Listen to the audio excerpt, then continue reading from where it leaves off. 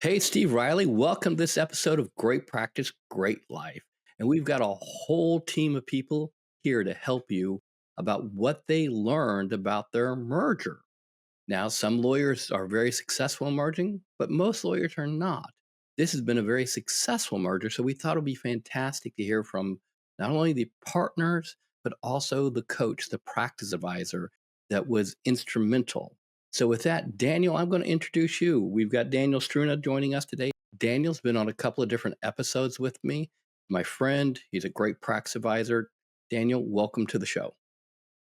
Thank you, Steve. Good to be back. So thanks for having me back. It's always good to be here. I really enjoy it. So set this up for us. Explain your colleagues and explain why you thought this would be a great episode.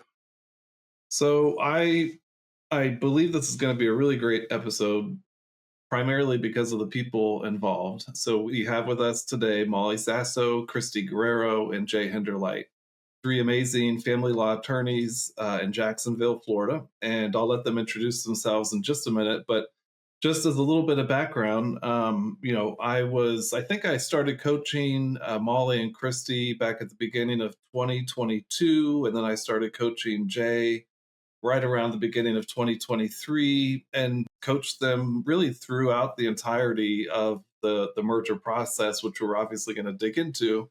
And it's just for me personally, it's been like this very unique experience as a practice advisor and what I do on a daily basis. And so it's been a really great experience, and mainly because they're really great people to work with. And so I just think like you said, so many mergers don't work out, and this one did work out in a really great way. And so I thought it was a great example, and I think there's a lot to learn here. So without further ado, I'd love to give Molly and Christy and Jay a chance to say a little bit about themselves, what their role is within the firm, and then we'll jump in from there. Molly, do you want to kick us off? Absolutely. This is Molly Sasso, and I'm the Chief Financial Officer of Sasso Guerrero and Henderlite.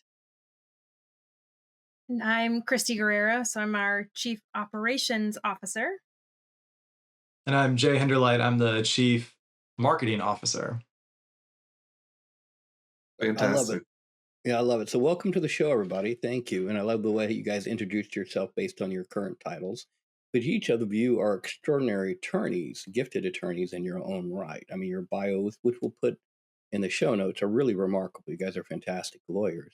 But you've taken on a very unique position. So, Daniel, do you want to set that up, or how do you want to go forward with that? Yeah, I think it would be good just to maybe we can set a little bit of the background. I started doing that, but we can just kind of lay the framework for how this even really got started. I think I'm not going to pick on anybody, but if somebody wants to volunteer and just kind of give us the broad strokes, like the history of the relationship between the three of you, even pre-merger, obviously, and just kind of lay some of the groundwork for how where you are today. I can jump in and let's start at the very beginning, a very good place to start. So I started working on my own as a solo back in 2008. Back in 2012, I attended my first Atticus seminar and sort of, learned the Atticus, the marketing and the time management, all the different, pillars to help me, grow my firm and not be the person doing everything. And so shortly thereafter, Christy came on board with me. She was a law student. She had not actually even taken the bar yet, but she applied for a paralegal position with my firm. It's actually funnier to hear Christy tell the story. So I'm actually going to defer to her to tell you the story of how she first met me. It's a good story. Go ahead, tell it. Okay, so God, it was 2012, feels like it forever ago. At the time I was graduating, the market was flooded. I was applying just like everybody else, anywhere and everywhere that had an apply here button. And one of those places way back then was Craigslist. And so I found a blind posting for a paralegal position in a growing family law firm. And so I was like, well, I've always known that family law is where my heart was, where my passion was, and where I wanted to practice. And so I put an application in, and I get a phone call one day. And this woman gets on the phone and she starts talking a mile a minute. And she's seen my application and my resume. And she thinks I look fantastic, would be a good fit. And she's so excited. And she's just going on and on and on. And she finally takes a breath. And I'm trying in all of this to find the professional way to say, that's fantastic, but I have no idea who you are. Unlike today, I did not competently introduce myself. And so she was just so excited. And I was like, I didn't want to like ruin this opportunity because somebody's calling me for this application that I put in. And I was like, oh God. And she laughed. She's like, oh God, I forgot. It was a blind posting and I didn't tell you who I was when I called. And that's the way we started, is a blind posting on Craigslist and a phone call where neither one of us said who we were. So she came in and started working for me, in an admin role. But then a few months later, she takes the bar. I was like, thank God I hired an actual lawyer and not just a paralegal, because I'm about to pop out babies, which I did not know at the time that I extended the offer to her. And so she came in with me. We worked, side by side, many, many years. And I actually, at the time, was partnered up with a personal injury lawyer. We didn't share revenue because we had totally different revenue models. We just shared expenses, and we put both of our names on the door because it was like a marketing thing. And then at some point we had both grown so much that he's like, listen, I need to branch off over here, do totally personal injury stuff. And I'm going to take my guy with me. And you need to branch off over here with Christy, who's amazing, and do only family stuff. And so he literally said, let's break up the mothership. At that time, the mothership was Kenny and Sasso. And then he went off and became Kenny and Moore. And then Christy and I went off and became Sasso and Guerrero. And we took everybody to dinner around Christmas, and we told them that actually Molly stood up and told all the kids that mommy and daddy were divorcing, but it was okay, that they both loved everybody very much and everybody was going to be okay.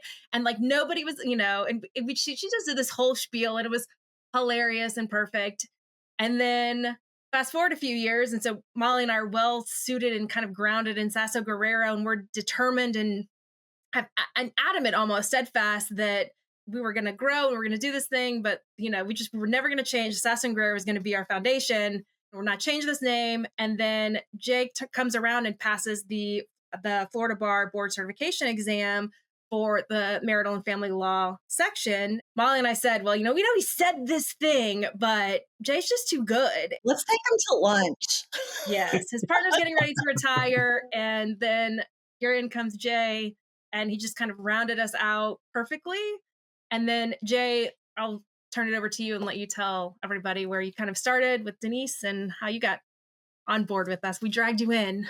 Oh, they're being very kind, because I was really their diversity hire. They needed me. Okay. No, what's funny is we did say we had inadvertently built this like female, like we were just had one male staff member at the time. And it's like, well, if we are going to hire somebody that's not a female, Jay's going to be the guy. And I'll let him tell you why. Well, because I'm amazing, obviously. But so Molly and I had been periodically going to lunch and kind of talking life and practice. When I wanted to take the board certification exam, she was the first person I took out to lunch to tell me how to pass it. I was going to take Christy out to lunch, but she passed on the first try, and that was very intimidating. So I wanted a more realistic assessment. Are you implying that I did not pass on the first try? I'm not implying anything. He may have implied it, but you solidified it. So that's on you.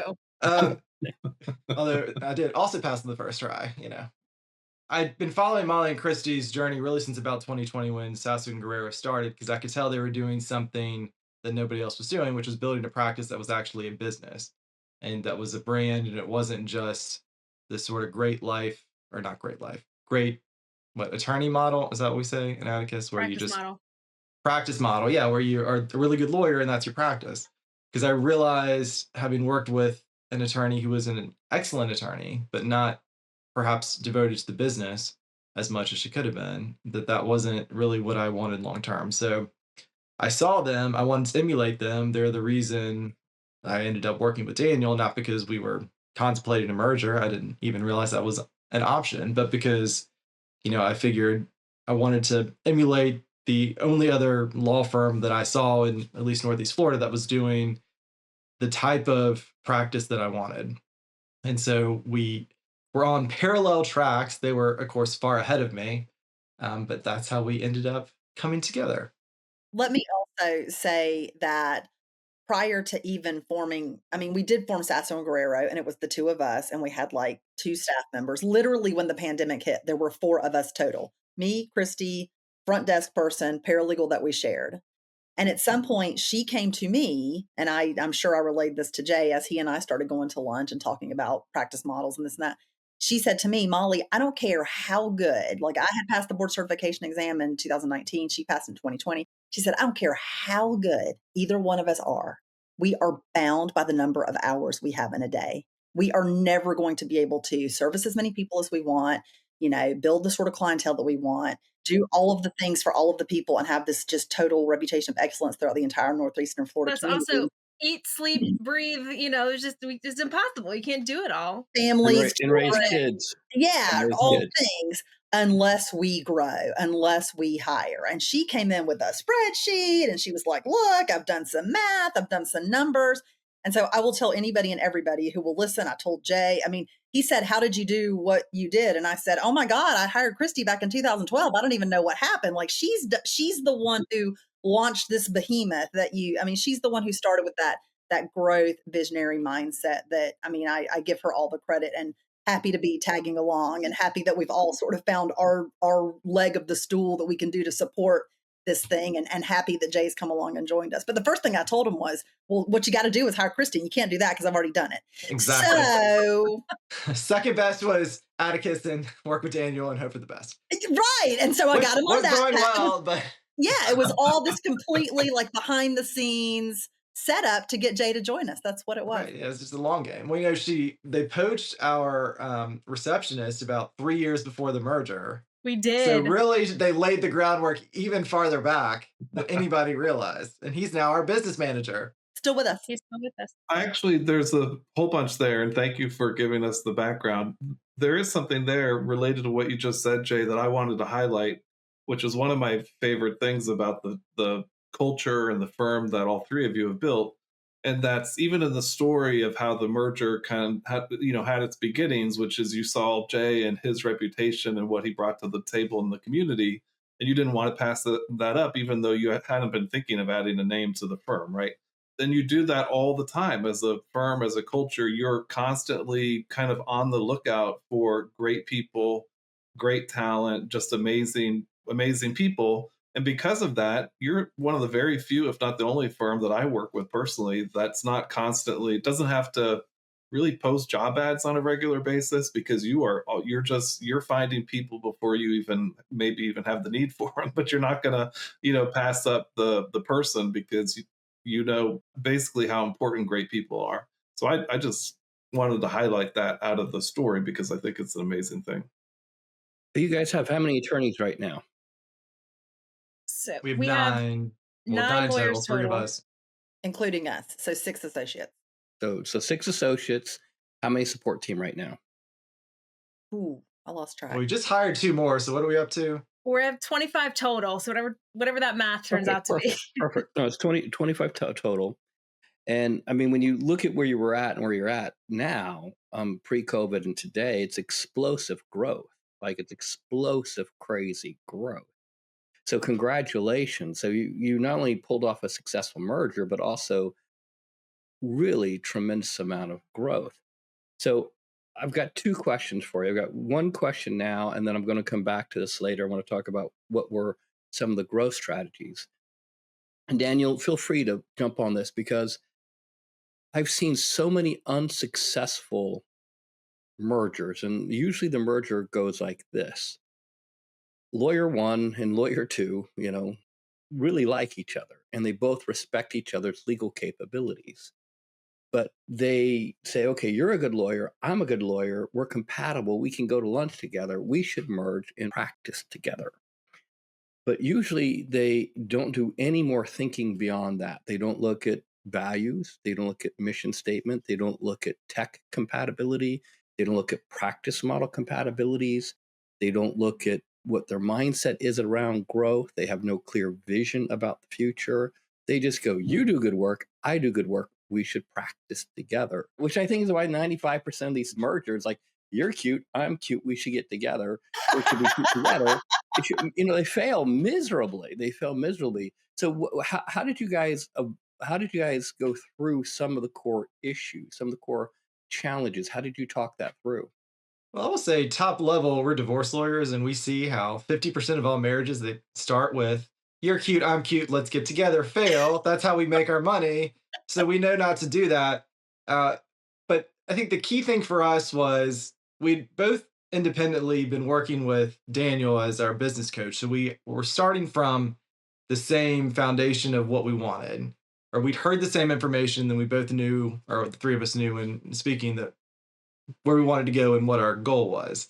And then we also had several meetings. We went out to lunch and talked about not only our personalities, but also what it is we really wanted to achieve. And we really came to the same goal, which was we wanted to do something that no one else had done here, that was unrivaled, hashtag unrivaled in Northeast Florida, in the sense of we wanted to combine really the two practice models that are prevalent in this area. You've got the lawyers that are really good lawyers, and that's all they do. And there's usually one or two attorneys, maybe a partnership, but not a firm in the sense of there's anything beyond just two independently operating entities.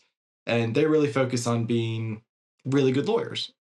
And then there are a handful of firms that are more market driven. There's the men's only firm, the women's only firm, and then there's the firm that throws every sort of advertising at the wall and gets kind of They're a volume practice. They're a volume practice. They get the clients that don't know anybody or know anything other than to go to Google, and that's they're kind of a spray and pray.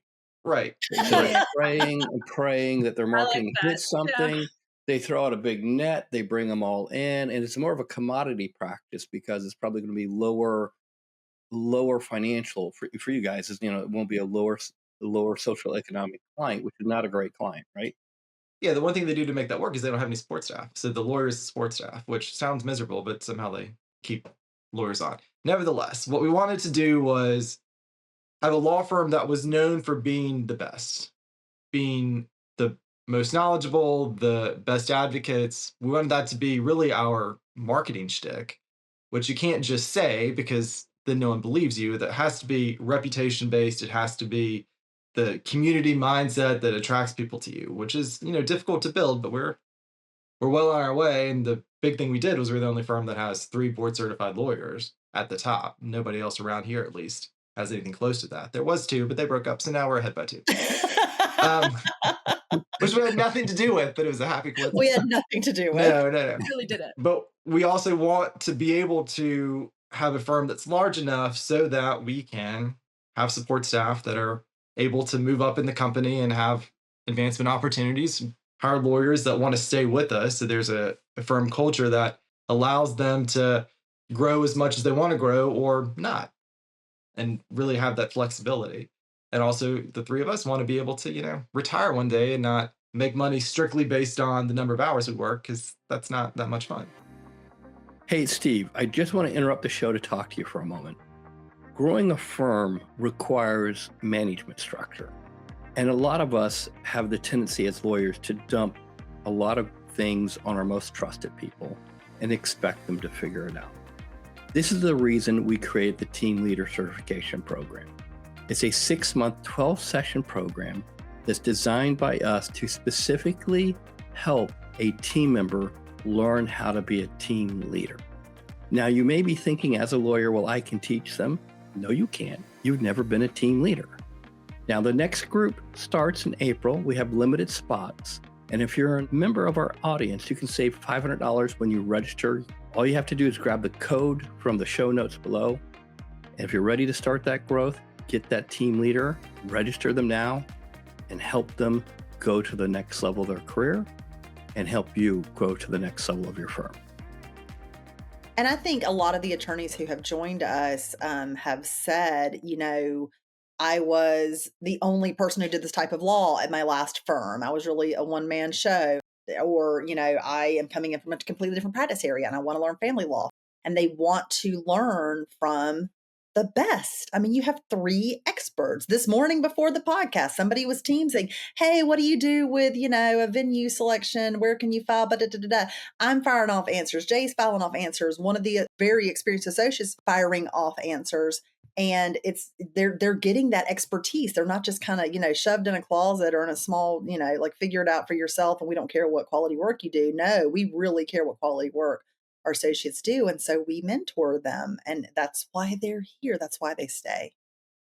We'll come back to that because I think, there's a lot more to talk about there. But going backwards a little bit for me anyway, was after the "you're cute, I'm cute," like I was a little lost at that point because I've never done this before. Like we've never done a merger, not a true merger before. Molly and I had discussions about what me going from an associate to a partner would look like, but that was an entirely different animal than what we were going to be dealing with now. And so truly we didn't plan to do this, although now with the benefit of hindsight, I wish we could say, yes, Molly and I had this like completely, mastermind plan where we were going to get Jay on board with Daniel and the Atticus coaching to get his, firm and and his associates in this kind of way that we could pull them over. And then we didn't have any of that.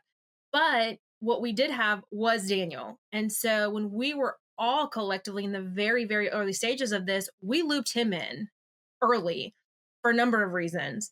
And he gave us the groundwork, the framework. He gave us, all three of us, a set of questions where, when we're going to these lunches and having these very early stage conversations and, as we continued and progressed, he continued to give us the guidance on what it is that we should be talking about. What is it that we should really be focusing on and asking the hard questions early and things that I don't know that we really would have thought about talking about in those early stages, but were so important.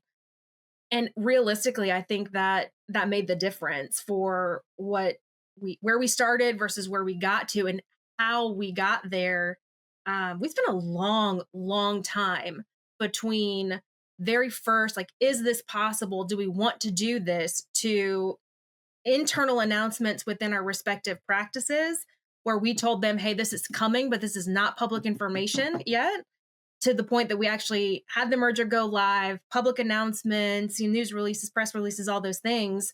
We spent a little over a year between initial conversations to public announcement. And I'm very, very glad we did. And absolutely 1,000% agree. Daniel Struna, law firm matchmaker. He absolutely was able to guide us all in the right directions and have the conversations over here and have the conversations over there. Do you like each other? And then here we are. So thank you. But just to be clear, I didn't make the match. I just helped, facilitate the match. That's true. The pre-marriage counselor. But we don't know. We don't know. Yeah. So we need some expert to tell us what we need to be thinking about. Ask first, how many kids do you want to have? How big do you want your family to get? Yeah. Are you going to change, like, what last name are the kids going to have when they sign their report card? Like, we came up with the triple hyphen, Sasso Guerrero Henderlite. Exactly. There it is. Boom. Exactly. Yeah, and that was, my recollection too, is that you all did a really good job of being, the word I would use is you were very intentional about asking good questions very early on and taking your time, basically. And it was over the course of several months where it was in a very preliminary stage that you were just meeting for lunch on a set. There was a set, again, intentional cadence to your meetings. And then there was, I don't know about an agenda, but you went in with, predetermined questions and things to be asking each other and talking about. And so for me, from my perspective, thank you for the shout out, but it was on your side. You were very intentional about how you were approaching it. Helps to have great clients, doesn't Daniel? It does. It's great to be a coach when you have great clients. We always listen to Daniel and do what he says. We may not do it until minutes before we're supposed to have it done, but we do it. And or it takes us a few months for it to like really resonate. And I say regularly, Daniel's over there quietly smiling, saying, "I told you so. You should have listened to me 6 months ago when I first told you that." Having somebody manage your email is a good idea, or, any of the wonderful ideas that he has that were initially like, that's going to work for us.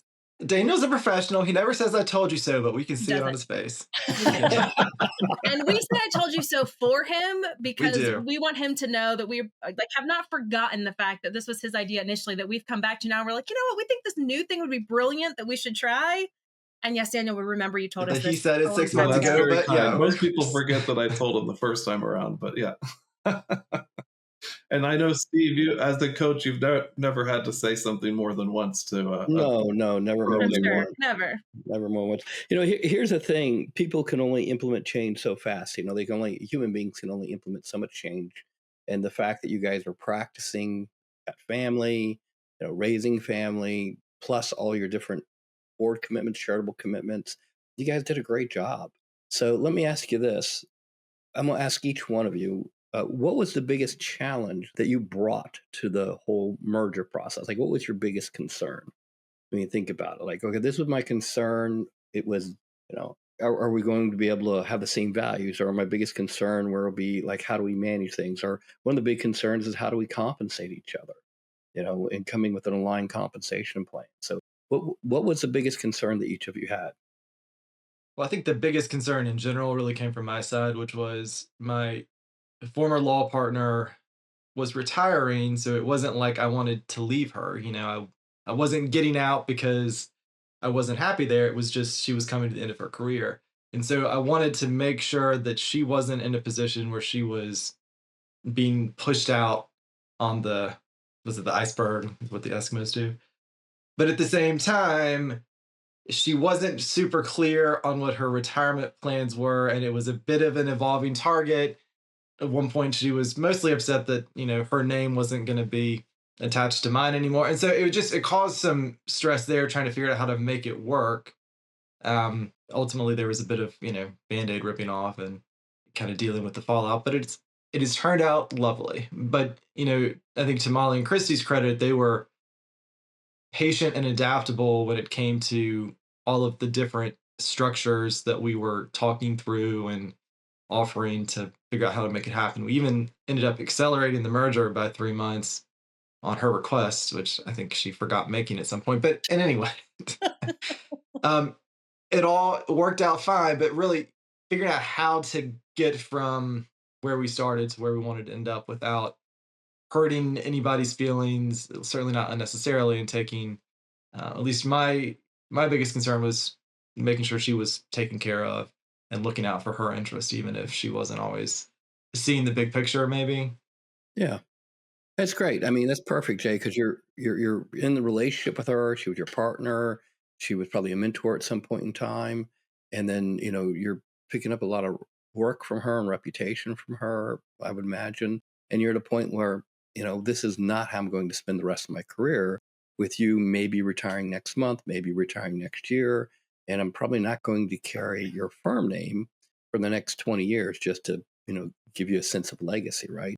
So you had some really difficult emotional issues to work through with a partner out of respect, out of care, out of love, and thinking, okay, how do I lead this person as best I can in as best shape as I can to join my future partners? I got it. That makes a lot of sense. At the same time, but also I've got to have a future too that has to be based on, my version of my future, not somebody else's version of my future. And that's Bingo. can be a difficult, kind of emotional thing to untangle sometimes. Yeah, absolutely. I mean, she's pulling a ripcord and retiring, and you're building a future, and you got to say, okay, at some point in time, we're going to separate because I can't keep holding on to your hand as you're trying to retire, not retire, try and retire, not retire. And this is a big issue. A lot of lawyers suffer with attorneys that either could be their been their partners or in some cases parents. I see this happen a lot with people that have parents. They join their parents' practice and they're waiting for mom or dad to pull the trigger. Some are got two practitioners, one who's phenomenal in their 90s still practicing, one who's 92 finally Oh, called good it. Lord. And then we have one who's in their 80s who officially kind of gave the practice over like 5-6 years ago, but still shows up for team meetings. So the identity of being a lawyer for 40 or 50 years is very difficult to give up if you don't have something more interesting and better to do. So I totally get it. Well done. Well done. Don't worry, Daniel. I hear you. I will not be practicing in my 80s or 90s. It's not happening. I wouldn't worry Only about that now. part of your great practice and your great life. That is Jay. not on my great life. Okay. Definitely not. I think to some degree, it was also very helpful for the three of us to watch that struggle, at least from my perspective, as a way of knowing that we never want to be there. We want to build a legacy while we're doing it that doesn't require us to struggle in the way that she did at the time of retirement, to feel like we needed to hold on to something in a way that wasn't just continuing to practice until we died, but also didn't prevent us from the retirement and the things that were, our My Great Life goals. So it was the struggle, but also I think very helpful to watch somebody else kind of go through that progression at the tail end of their career. Very good. What about for you, Molly? What was one of the biggest challenges from your perspective? I do think that, for the long time, Christy and I, it was just the two of us, and we were very in sync with each other. So when she first joined me, formally, and we became partners, I remember I was so used to doing everything for so long. And I actually relayed this to her the other day. I actually, with my staff, I would call myself Mother Hen, because I was Mother Hen. Like, I was going to make sure that everybody got taken care of. I was going to make sure that everybody, got their paycheck. Like, when I went on maternity leave the first time, there was not enough money to pay me. So I didn't take a paycheck for those months. But when I went out on leave, let me rephrase that. There was not enough money to pay everybody. So Molly chose to not pay her. Fair. Yes.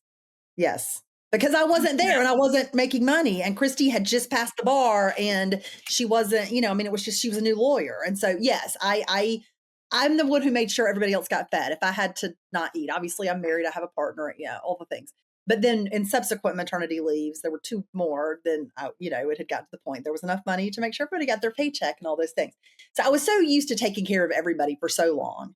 And so then when Christy joined me, I remember her saying to me, like, Molly, like, oh my God, you don't have to do all these things. Like, let me take some of this let me do these things while you do those things. And so then and I was like, oh, okay. Like, and then she started doing them. And I was like, oh gosh, she's good at these things. This is good. This is very good. And so then we kind of had to, there's 3 of us. Okay, how are we going to subdivide the labor again? How are we going to figure out who's going to be in charge of what? Not that all of us aren't going to help and prop up, I mean, Christy helps Jay on marketing things. I help Jay on marketing things. I come in waving a sheaf of papers with accounts receivable occasionally and go yell at your lawyers about, whatever. Like, I mean, we all help each other with all the things. But figuring out the subdivision of the labor, and you mentioned the compensation plan, making sure that everybody's being fairly compensated for the things that they're doing, because some of the things that Christy does particularly take more time away from her billable time. And we actually quantified that. And Jay said, okay, I've been keeping track of what I'm doing with marketing, and Molly's over here keeping track of what she's doing with finances. And then Christy's like, oh my gosh, but I'm the operations officer and I'm managing HR and people and staffing and then mentoring. And we had to figure out, okay, how do we, quantify that so that we're not holding her to the same, billable standard that Jay and I have, because our non-billable tasks are a little bit, I don't want to say lighter, they're all heavy, but I mean, she was literally by way of number of hours, just by way of number of hours. And then the other thing that we did, in addition to sort of, framing the compensation structure that way in order to sort of credit her for these other things she's doing that aren't necessarily billable, but she also said, oh my gosh, this is so much. As we hire more people, it's going to become even more. Let's subdivide the associate teams so that Jay has 2 associates that he's responsible for sort of keeping on track, and Molly has 2 that she's responsible for keeping on track. And so figuring out how to divide the labor in a way that everybody is pulling their weight and nobody feels slighted or it's unfair or, oh gosh, I'm killing myself, and then somebody over there isn't as much. Figuring that out has been a struggle, but we're doing well with that. We've had very transparent conversations. We're very open with each other. We're not afraid to say things to each other, even hard things. So that's good.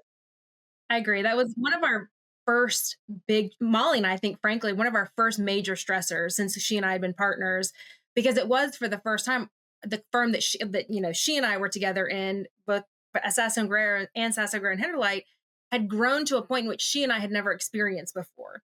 And so before, yes, it was like pulling teeth originally. It's like, Molly, dear Lord, give me, like, I don't feel like I'm doing enough on the administrative side. Let me help you. Like, give me some of this stuff. And she did. And then for a long time, we didn't have it identified, like, here's your responsibility, here's my responsibility. It was, as things came up, she and I, whoever got to it first, did it. And we had what was for a very long, just a very mostly equal distribution of the administrative versus the substantive work. And then as we kept adding more staff members and adding higher level support staff members that our responsibilities change. And then Jay came on, is that's brought more support staff, more associates with us or with him. And yeah, it was a hard conversation. And I'm very glad. And Daniel helped us tremendously with giving us, again, the talking points and how we should, or different ways in which we could structure the partnership compensation scheme. And then we got together a few different times and had the three of us, different discussions about it. And ultimately, where we landed after our second partner retreat, I'm very glad that we had the in-depth conversation in which we did, because it did help for all of us, I think, clarify where the time was being spent, both the administrative and the substantive time. And from my perspective, at least, helped kind of make it more transparent what everybody was doing. And it felt more, we say this, fair is a 4-letter word in family law. It doesn't exist. We don't use it, right? So, but it felt more fair at that point when it was more clear as to what everybody was doing. And also, as we started putting together this amount of time that I was spending on these administrative tasks, Daniel kept coming in here and saying, but Christy, do you really need to be the one doing all of this? What of this can we take off your plate, Christy? What of this can we help delegate to some of our higher level, our legal administrator and our director of finance? So those level of, and so been really working on that as well. In fact, it's major part of my 90-day focus right now is getting my right-hand person to be trained up to take a good chunk of these things off of my plate, so that I can free up to go back towards the thing that spending more time on the practice of the law side. That's where now I'm spending about 75% of my time more on the administrative side than the substantive side, which I enjoy. I like doing what I'm doing, which is part of the reason that got me into that division split, is because I started spending more time on the things I was enjoying more, just building the practice and this thing that I was so proud of that we were building together, that I, working on balancing those two things again. So that's been helpful, but also difficult. Daniel's basically our marriage counselor, but in all the best ways, in the sense of, whenever we've got something that's causing any kind of emotional reaction by any of us, we know that the best way to handle it is to go to him in a session and say, look, this is what's going on. What do you think we need to do to kind of reconcile our different kind of thoughts on whatever the issue is? Because, I think the three of us know, and we see this, in our day job as divorce lawyers, that when people act on emotion, it almost always ends in disaster. And it's really not even, it's rarely, the emotional response isn't directly correlated to what the underlying issue is. And so having the ability to just to go to somebody and say, look, this is what we're thinking or feeling, how can we really drill down and get to the heart of what the actual concern is so we can come up with the solution. Having that resource more than anything else, I think, has been what's made us as successful as we've been. That's a fascinating benchmark. So you're saying, okay, if I've got an emotional response to something before I act, do anything else, I'm going to go talk to Daniel, say, okay, I'm having this emotional response. What's your feedback on this? How does this, what do you think? How do we integrate this? How do I talk about it? And so it's interesting because it's kind of the first response. Okay, I know as a family law lawyer, this is an emotional response. I don't know why it's there. I just need to talk it through. I like that. It's really great. Sorry, I interrupted you. Go ahead. No, the other thing I was going to say, just spinning off of what Jay said, is while we, as Molly talked, I was like, oh yeah, we had that pretty big issue too, that our hurdle that we worked through, is all three of us have done, I think, a really good job, and probably in part of because of what we do and what we see, is we don't let things fester. When we start to see points of stress, like stress points or points of conflict, we bring them up, even if we have not fully developed and articulated for ourselves what the true issue is. Because even if we know it's an emotional response, we say early and often, hey, Daniel, in our coaching clarity exercise, let's start talking about this thing, like the division of labor, or even if we haven't fully kind of directly or appropriately identified the umbrella issue, is we start talking about it. And it is not, I don't think we've ever had any big issue, although there haven't been many of them, less than a handful, certainly. We've never resolved any of them in one or two conversations, but because we started talking about them so early, they felt manageable. They felt like they were something we could work through. And as hard of a conversation as any of those issues may or may not have been, none of them ever felt insurmountable because we were talking about them openly, frequently, often, and with Daniel in the context of our coaching sessions. So he was help guiding the conversation and giving us the talking points of what we should focus on. So yeah, takeaways of, if nothing else, like, you want a positive and a strong partner relationship, is like, bring it up, talk about it early and often, and don't stop talking about it until you fully resolved it. But also have somebody kind of facilitate it so it doesn't go off the rails. Because I mean, I agree. None of our issues have become big in the sense that they were at the point where it felt like we were, I think, at risk of failing either in the merger or in the partnership. Breaking up, right? But they were big enough that if not handled correctly, they could have been. Absolutely could have been. Because it was, all right, what's our disagreement over respective workloads, roles, compensation? Those are all the things that cause our clients to get divorced. So they very well could have turned into something, but because we handled it in mature adult ways, we didn't get there. But that also goes to things like shared values and being able to look at what it is we're really trying to accomplish here, and not, whatever any of us is feeling. We took our vows seriously when we entered this merger. We did. And we go back to them. We take, we Plus, don't want to become a statistic that, whatever percentage of mergers end in divorce.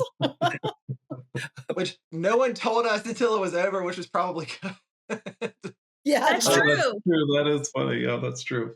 Daniel did. What was the statistic, Daniel? And you told us well after the fact of how many mergers or attempted mergers. I mean, the stats, I think I just mentioned it like a few months ago, but I think it's like 50-50 or maybe worse. Steve, what's your take on the stats of mergers that, don't work out? Well, I'm a recovering litigator, so if I need a statistic, I'll make it up. So I would say it's really hard to quantify. I would say the really interesting thing about this, I listen to you guys, the fact that you were kind of in the Atticus community, you were creating a great life conversation, you're creating a conversation about how to grow the practice, you're thinking about practice models, you're thinking about marketing, positioning. I think all that is really incredibly important because, like I said before, the lawyers that I've seen not work out, they're like, well, you got a great practice, I got a great practice. They really don't. They respect each other's technical skills. We should practice together, and they share overhead, and they get confused about finances, and it's always a mess. And this is the reason so many solos are out there, because they just don't know how to work in teams. They haven't learned how to work in teams, or the autonomy seems so much more precious to them than having a partner. So let me ask you guys this. If there's one piece of advice you give to another lawyer who's saying, I get the challenge that I don't want to go ahead and just practice with somebody because they're good or I think they're good. And as I listen to you guys, you say you have a shared vision, shared values. You really walk through the comp system. You walk through, I'm sure, your tech stack. You walk through a lot of issues. But more importantly, the three of you have a culture of working with Daniel, kind of like if it's an emotional issue, we talk it through, but you don't let anything fester. You have hard conversations, which really reflect not only your skills as lawyers, but also your skills as business people and skills as people. Like we don't do this to each other because we respect each other too much. So you've worked through a lot of things. So there's one thing you would tell a lawyer who's thinking about merging or looks across the hall and says, they're kind of cute. What would you say? What would be the number one piece of advice that you'd pass on? Oh man, do the groundwork. It's so easy for us, I think, to push to that public announcement to try to capitalize on that potential marketing advantage of, hey, we're growing, we've done this great big thing and it's wonderful, and let's tell everybody about it well before you've done the work to figure out all of the pieces. They think like, oh, it'll be fine. Like, to your point, they run a successful business, they must because they're still in practice, and I run a successful business and I must because I'm still in practice. So clearly we'll be able to do it together. And so they go to lunch a few times. They have they drinks, cocktails, whatever it may be. They shake hands. They say, yes, it's great. They have new letterhead, push it out. Here it is.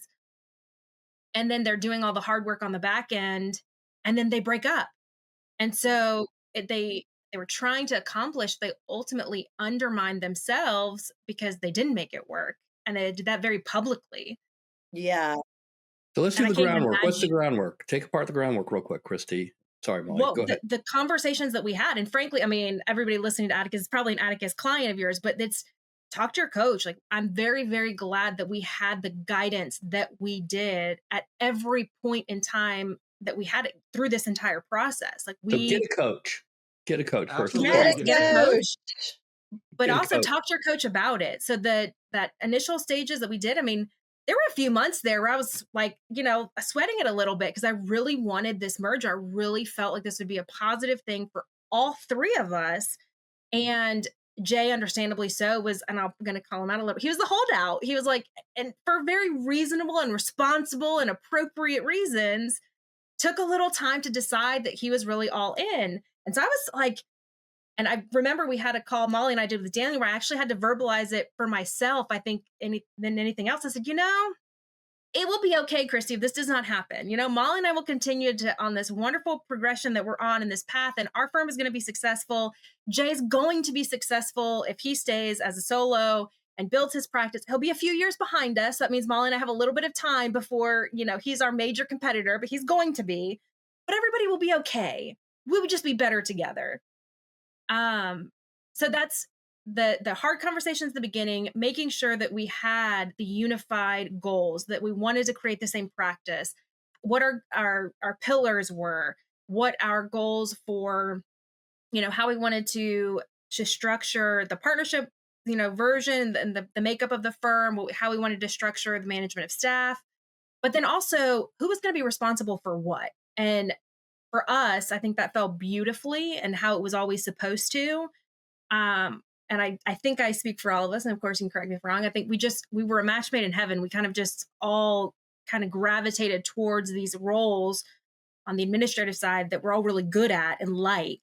And it's been beautiful. My favorite thing, one of my favorite things is when I had one of my staff come in, she was meeting with me about some staffing stuff. And she said, "Oh, by the way," I said, "when are you available next in case we need to come back?" And she said, "Oh, I've got a meeting at 11:30 on marketing." I said, "With Jay? Like, that can't be, because Jay's with me in an Atticus call with Daniel here in 30 minutes. She said, "No, with this company that we contract for." And I was like, "I have no idea what you're talking about. And I love everything about that, because I don't know, I don't have to know anything about the marketing side, because that's Jay's thing. And he does a wonderful job with it." So Christy, thank you. That's a really great segue for one of my favorite phrases that all three of you have amongst yourselves. Do you know what I'm talking about? The "don't make me care." Yeah. So they have this phrase, "Don't make me care." Just say a little bit about what that means. Somebody. That's our core principle. That's the number one principle upon which we have founded this firm. It existed in Sasso Guerrero initially, and we had mantras then. And so one of our very first firm mantra, we had 7 at that time. We've pared them down considerably, but was "don't make me care." And initially, and still now, it is intended for our staff to embody this thing where they have as much leeway as they possibly need until they make us care, right? So you need to work from home an extra day this week because you've got your kid has a fun run. And so for example, our support staff, we have hybrid. So they work from home 2 days a week, and then they work in the office 3 days a week, the days they can choose. You need an extra day to work from home? Don't come ask me that. Ask your lawyers. The lawyers you support okay with it? Great, fantastic. Work from home an extra day. Don't make me care. You get your work done. Be there for your.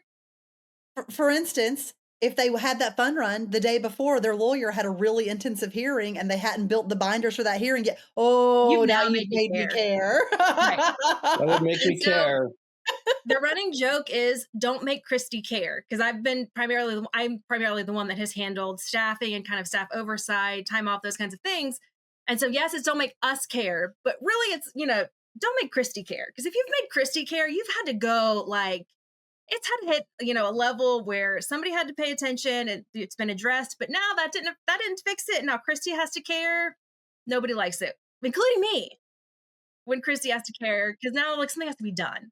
It goes to the culture of the firm, because we want to empower our staff to be able to make, decisions for themselves Exactly. that are beneficial to the firm. So it's not, And don't themselves. ask for help. That's totally different. And it's not, Exactly. we're not here, but it's giving them the ability to Exercise have that, autonomy. kind of internal, all right, well, if I'm going to be able to meet my billables or do the support for my attorney that I need to do from home, well then of course you can work from home. No one is going to care about that.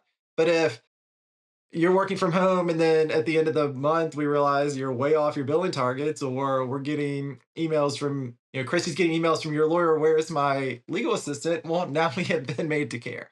And so it really helps, I think, give our staff even this sort of internal decision making ability. And we've had to clarify that a few times with our staff, though. What does "don't make me care" really mean? And to Molly's point, it's some of them interpreted that as like, we don't want to bother you. No, you will never, ever, ever be bothering us. If you can't get me, you pick up the phone, you call Molly. If you can't get Molly, you pick up the phone, you call Jay.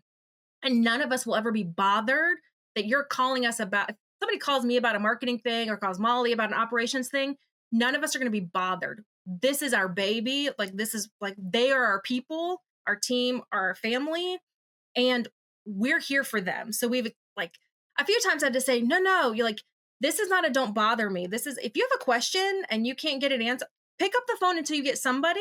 And if you can't utilize, the other lawyers on our team, then you call me, psycho dial me, because you're allowed to. If something is wrong or you need me, you call me until you get me. So it's intended to be to their benefit, but also you want the $300 thing that goes on top of your desk that rises your desk. You like, don't call me and ask me that. Of course you can have that. You buy that version, it's $3,000. Now you've made Molly care about and that's scary too. I would care.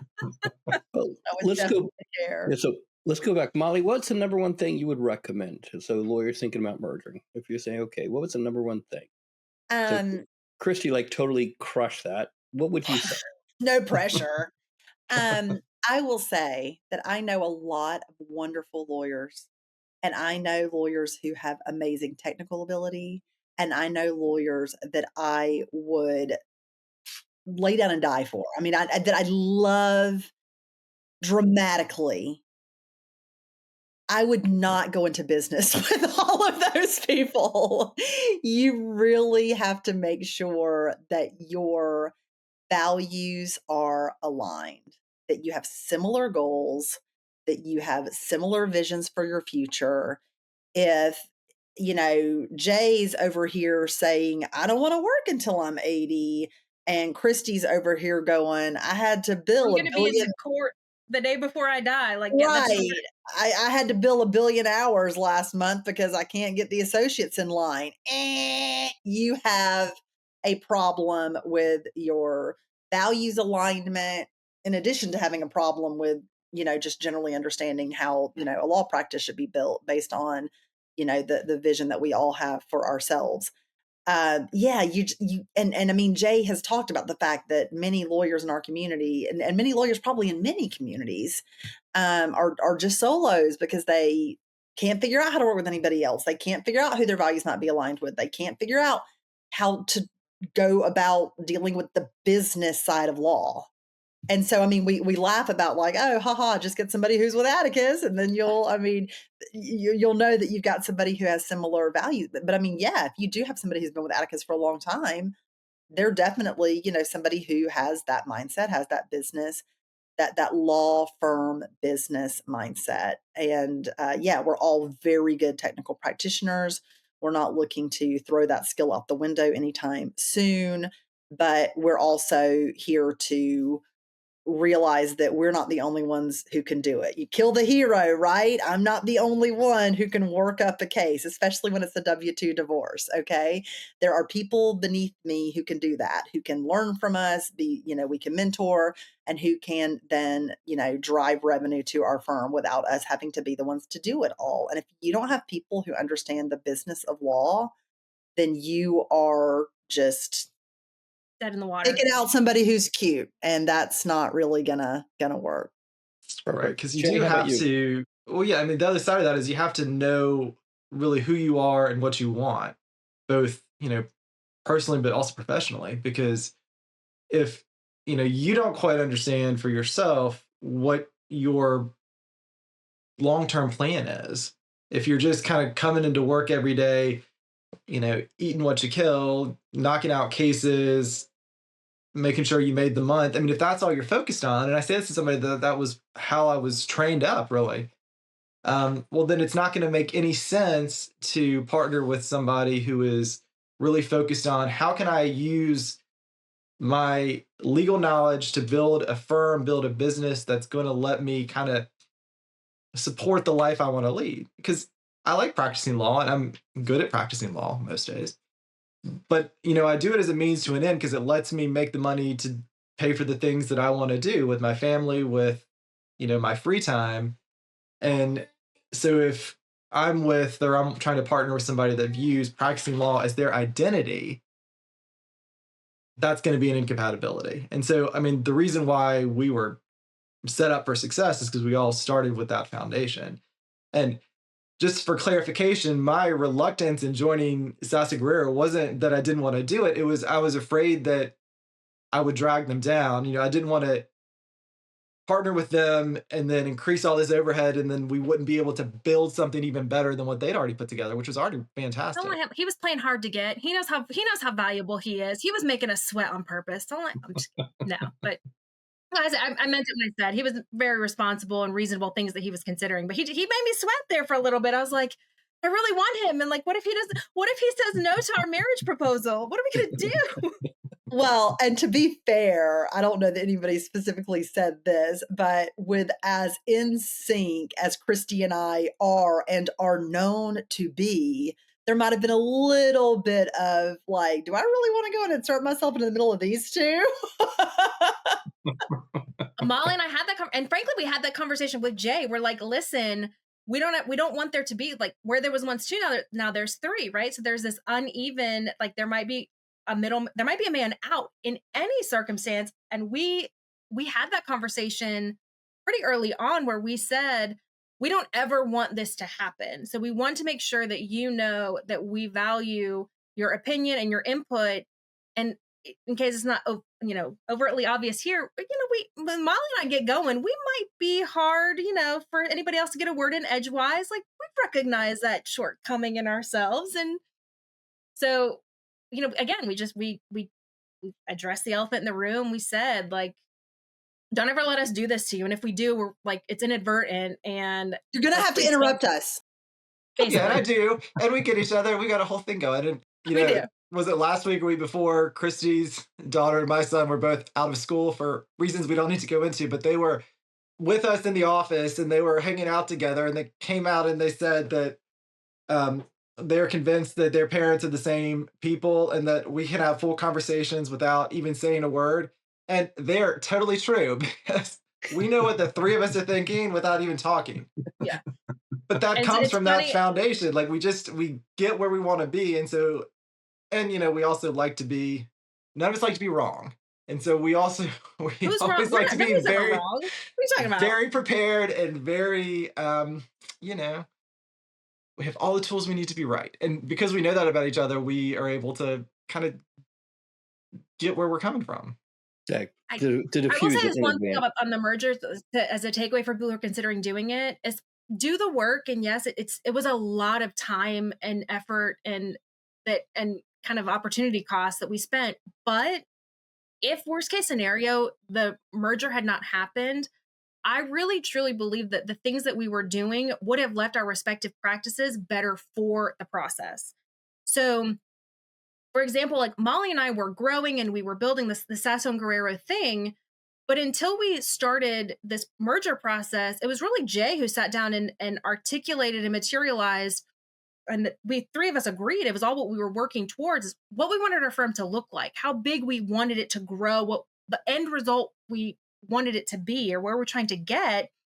But it was him who had really spent more time on that, I think, than I had, certainly. And so we were also benefiting from each other and the conversations that we were having. And similar to Jay sat on a panel on a presentation recently, and they were talking about board certification and whether or not it was worth it. And he said, and I think Molly and I would also agree, that the hours that you spent studying for it, they made us better lawyers. Even if we hadn't passed the test, we came out on the other end of the process better for it. So anybody contemplating doing it, do it. Lay the groundwork. You'll be better for it as an owner of your own practice, even if the merger doesn't happen. Because if you do it what I think is the right way, take that for what it's worth. But if you do it the way we did it and do it the right way, even if it doesn't work, your practice is going to come out on the other side better for it. So you haven't lost anything. I like that. I like that analysis. Daniel, any last words of advice before we wrap up for today? I don't know about advice, but I would just say my final words would be, I heard somebody said, we were a match made in heaven, regarding the three of you. And I agree in some ways, and I think I understand the way that you mean that. But at the same time, the match worked because you did the work, you laid the groundwork, you worked on your core values, you created organizational charts, you went away for a day and a half together twice, I think, just to work on the merger and the partnership. So you really did the hard work that was bringing you together. And so, in some sense, it's like, yeah, it was a match made in heaven, but in another sense, you really worked hard to make it work. And so that's from my perspective. But yeah, so it takes, it's not easy. So you got to be really intentional. You got to get a lot of clarity over and over again. But it is possible. And you're all living proof of that. That work doesn't stop. Like post-merger, we continue to be successful because we never stopped that progression. We never stopped being intentional. We never stopped talking about where we want to be, setting goals and growing to meet those, and how do we get to where we said we wanted to be in the beginning. Like, it's worth every minute. I'm enjoying the hell out of it. I'm so glad and grateful every day for these two and what we've built. Yeah, you guys have built a powerhouse. You built a heck of a niche, a very strong powerhouse. You're positioning yourself very, very well. I think the only way that you can be stopped now is that you guys do something to shoot yourselves in the foot. We got no plans of that, so. Right, I'm just saying. Thanks for that parting wisdom. Now I'll go worry about what it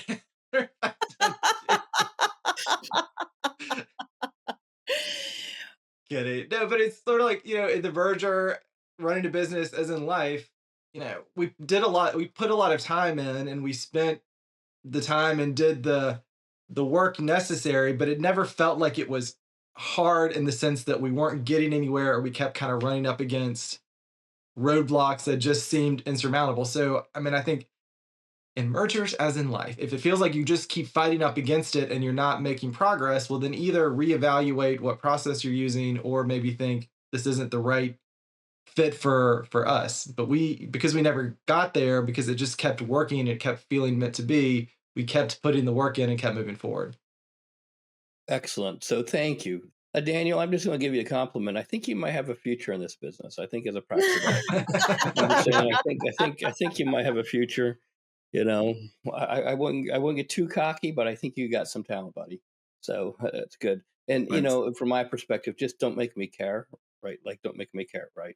Exactly. So I've got a new thing. I'm probably not going to say it to my wife, but I do like that. Yeah. Don't make me care. Don't use it with my wife. Yeah, okay. I wouldn't recommend that. No. It works no. with kids. Probably not spouses. No, but if you try you guys, it, right? and if you live in Florida, we'll give you one of our cards. We're quite good.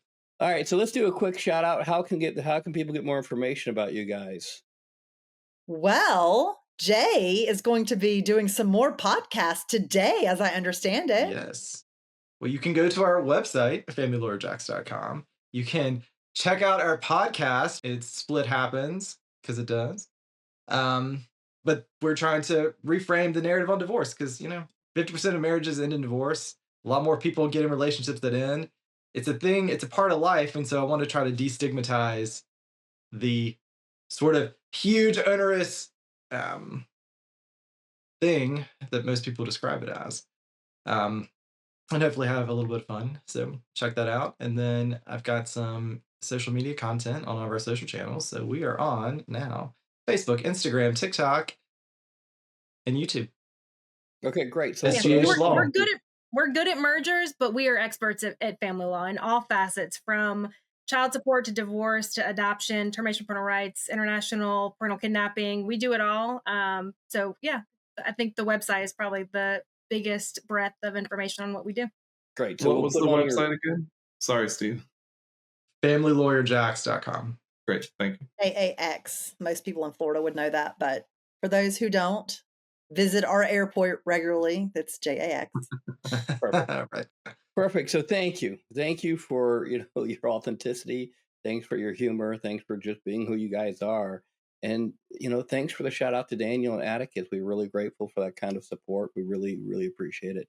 And really great work. Really great work. So congratulations and thanks for being part of our community. Thank you, all three of you. You are just amazing, obviously, to work with. So thanks for being here and for doing this and for all the very kind things that you said about me. I obviously appreciate it. It means a lot to me. So thanks. Thanks for joining this week's episode of Great Practice, Great Life. Please tune in weekly to get the next episode.